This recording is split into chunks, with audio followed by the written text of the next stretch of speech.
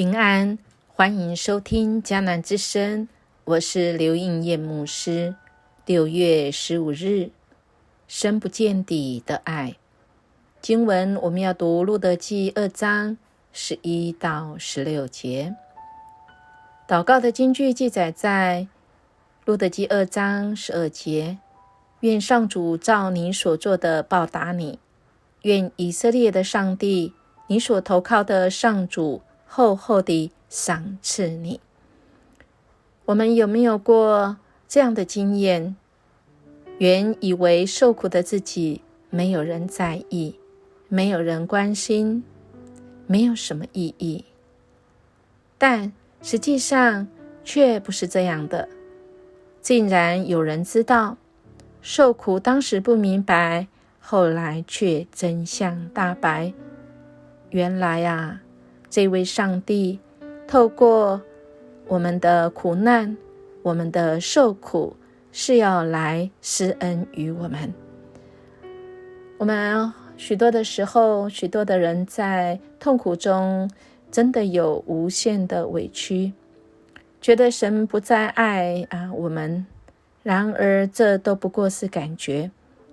神从未停止过他的爱，痛苦并不带来屈辱的，反而是要带来收获。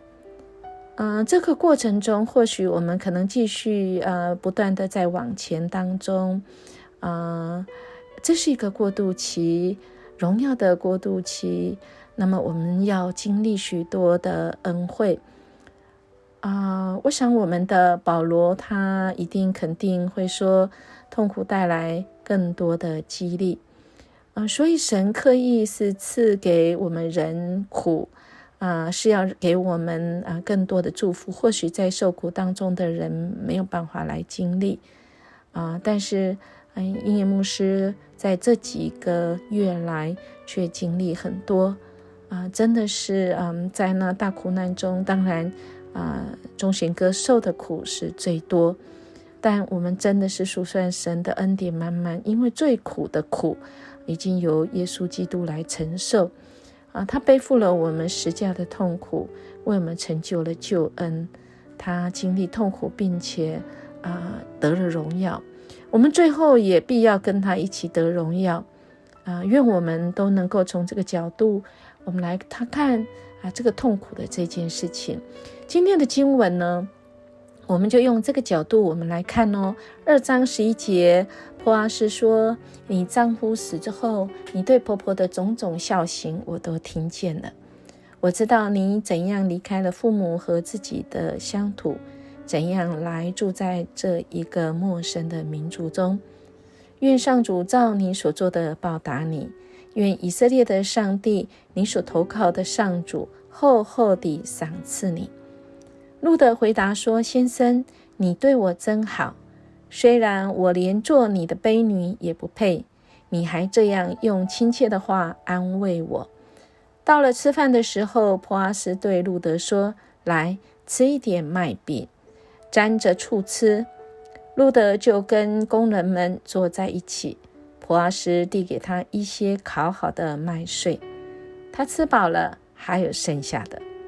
在他走开又去捡麦穗的时候，波阿斯吩咐他的工人，让他随意捡，就算从堆着禾捆中去捡，也不可为难他，甚至要扎好的禾捆中抽些出来让他捡，不可责备他。我们看到今天的经文已经来到这一位新住民的寡妇，她怎么样子因着婆婆也是寡妇，面对当时候的情况是这么样子悲惨，没有办法生活下去，她愿意起来去到田里去拾穗。拾麦穗是辛苦的事，她的命运不是就这样，乃是她的命运早就起步，因为神介入，让她走到波阿斯他们亲属当中的这个大地主的田地去，而这么刚好恰巧神就安排了恰巧的波阿斯经过他自己的田地，看到了田地里面路得，而这路得早就是他听说的，他非常佩服的，愿意牺牲自己陪伴自己的婆婆，度过了不算简单的日子。那么波阿斯他伸出那个救援的手，盼望能够对这样边缘人有所帮助。这命运的改变是一步一步，让这一位新住民的路得很惊奇呀。原来我这么不配，但却因着我愿意持续往前，我的生命是使我可以活下去，而且我知道我活下去的使命是什么。一步一步的走到今天的经文，我们看到更积极的，他因着受苦，然后去经历到他生命他命运的改变，那个体验到蒙受恩惠。我们看到经文当中，波阿斯是一步一步更积极的出手来帮助路得，而他帮助路得其实也是帮助他的婆婆，因为波阿斯他领受了这么多，他知道努力的人，上帝是透过他来祝福更多这些边缘需要被帮助的人。所以亲爱弟兄姐妹，我们是正在受苦吗？我们会觉得受这些苦都没有意义吗？都没有人知道吗？其实是很奇妙的，就是神安排了我们不知道的人，我们不知道的恩典，总是超过我们所求所想的。好吧，我们来默想，对自己正在受苦的自己说句话，我们会对自己说什么呢？我们也猜想，爱我们的上帝可能会对我们说的是什么话呢？这一句话就记载在接下来我们要唱的这首诗歌，深不见底的爱。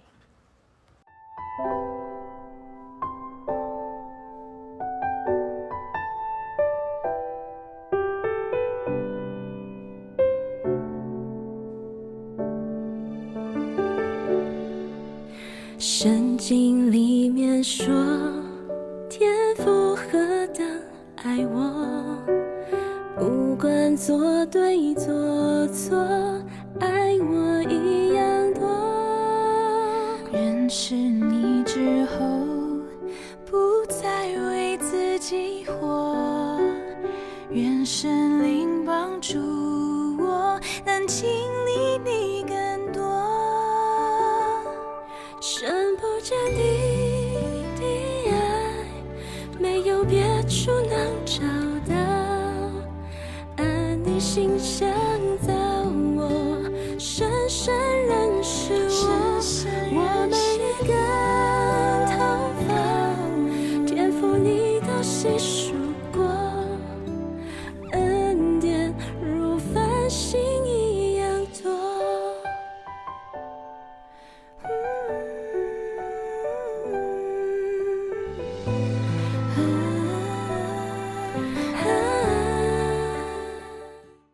天父，你何等爱我，因为在圣经里面这样告诉我，不管我们做对做错，你爱我们是一样多。谢谢你用圣灵帮助我们，我们可以经历更多。我们一起来祷告。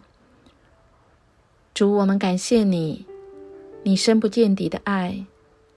主啊，我们没有地方可以再找到这样的爱。主，你深深的认识我们，特别是我们在受苦的我们的每一根头发，主你都数过。你对我们的恩典恩惠像繁星一样多。主，不管我们做对做错，你都爱我们。谢谢你真知道我们，而且你要成为我们的帮助。